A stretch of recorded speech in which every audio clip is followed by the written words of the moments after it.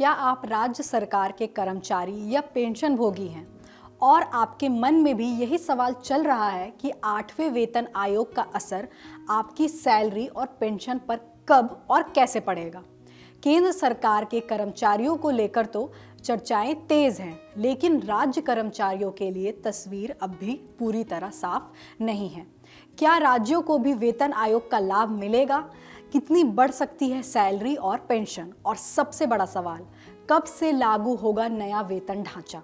दरअसल हर बार की तरह इस बार भी केंद्र सरकार पहले वेतन आयोग की सिफारिशें लागू करती हैं और उसके बाद राज्य सरकारें अपने फैसले लेती हैं।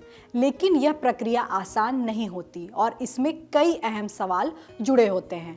आज के इस वीडियो में हम वेतन आयोग के बाद राज्य कर्मचारियों के वेतन संशोधन से जुड़े उन सभी ज़रूरी सवालों के जवाब विस्तार से समझेंगे जो इस वक्त लाखों कर्मचारियों और पेंशनर्स के मन में हैं।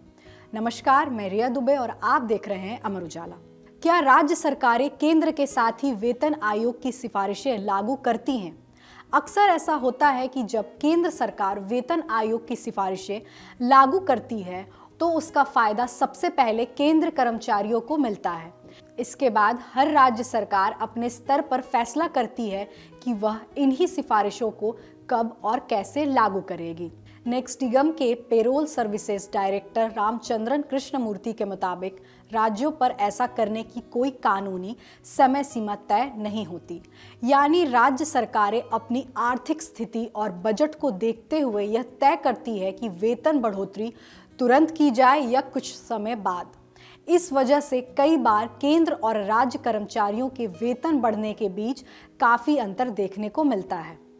राज्यों को सिफारिशें लागू करने में कितना समय लगता है, इसका कोई एक तय जवाब नहीं है, क्योंकि यह पूरी तरह हर राज्य की आर्थिक स्थिति पर निर्भर करता है।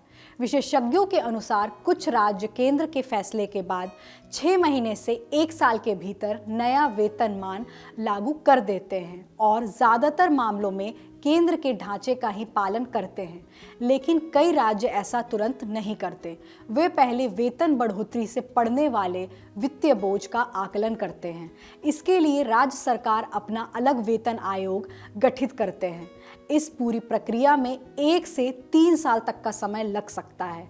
7वें वेतन आयोग के समय भी कुछ राज्यों ने 2020 या उसके बाद तक का समय लिया था।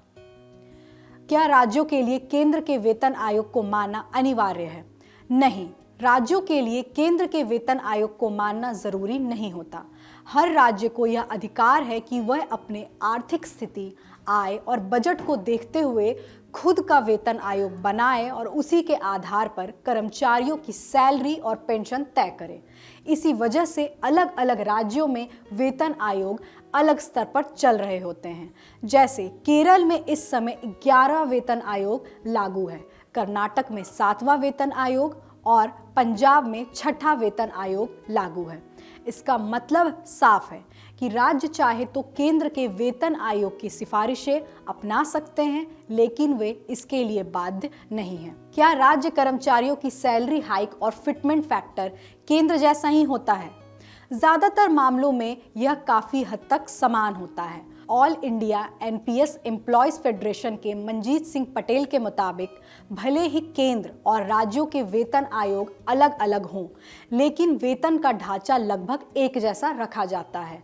फिटमेंट फैक्टर में भी यही स्थिति देखने को मिलती है। उदाहरण के तौर पर 7वें केंद्रीय वेतन आयोग में फिटमेंट फैक्टर 2.57 था।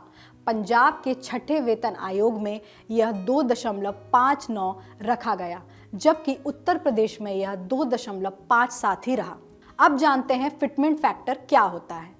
फिटमेंट फैक्टर दरअसल एक मल्टीप्लायर होता है। इसका इस्तेमाल मौजूदा बेसिक सैलरी को बढ़ाकर नई बेसिक सैलरी तय करने के लिए किया जाता है।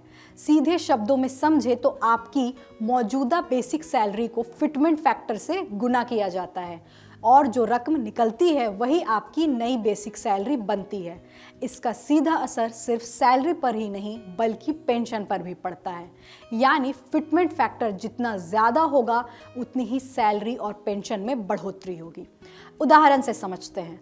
अगर किसी कर्मचारी की मौजूदा बेसिक सैलरी 20,000 रुपये है और फिटमेंट फैक्टर 2.64 तय किया जाता है तो गणना ऐसे होगी कि 20,000 को 2.64 से गुना करेंगे तो 52,800 रुपये, यानी फिटमेंट फैक्टर लागू होने के बाद नई बेसिक सैलरी सीधे बढ़कर 52,800 रुपये हो जाएगी। राज्य कर्मचारियों को एरियर कब से मिलेगा? आदर्श स्थिति में राज्य कर्मचारियों को पिछले वेतन आयोग का कार्यकाल खत्म होने के अगले दिन से एरियर मिलना चाहिए। मसलन अगर उत्तर प्रदेश में 7वें वेतन आयोग का कार्यकाल 31 दिसंबर 2026 को खत्म होता है तो एरियर 1 जनवरी 2027 से लागू माना जाना चाहिए, लेकिन हकीकत में ऐसा हमेशा तुरंत नहीं होता। वजह यह है कि 8वें वेतन आयोग की लागू होने की तारीख अभी तय नहीं हुई है, इसलिए एरियर किस तारीख से मिलेगा यह राज्य सरकार की आधिकारिक घोषणा के बाद ही साफ हो पाएगा। राज्य सरकार के कर्मचारी भी वेतन संशोधन की पूरी प्रक्रिया से गुजरते हैं, लेकिन यह प्रक्रिया केंद्र सरकार की तुलना में थोड़ी धीमी हो सकती है।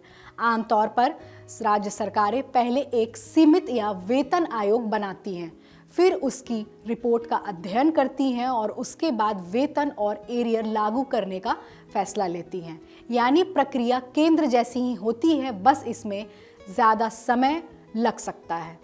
इस विषय की जानकारी हमारे साथी कुमार विवेक ने जुटाई है। देश दुनिया की बड़ी खबरों को आसान भाषा में समझने के लिए अमर उजाला से जुड़े रहिए। वीडियो पसंद आए तो लाइक, शेयर करें और चैनल को सब्सक्राइब जरूर करें। आपके राज्य की खबरें, आपके शहर की खबरें सबसे पहले जानने के लिए देखते रहें अमर उजाला। चैनल को सब्सक्राइब जरूर कर लें और पाएं हर अपडेट।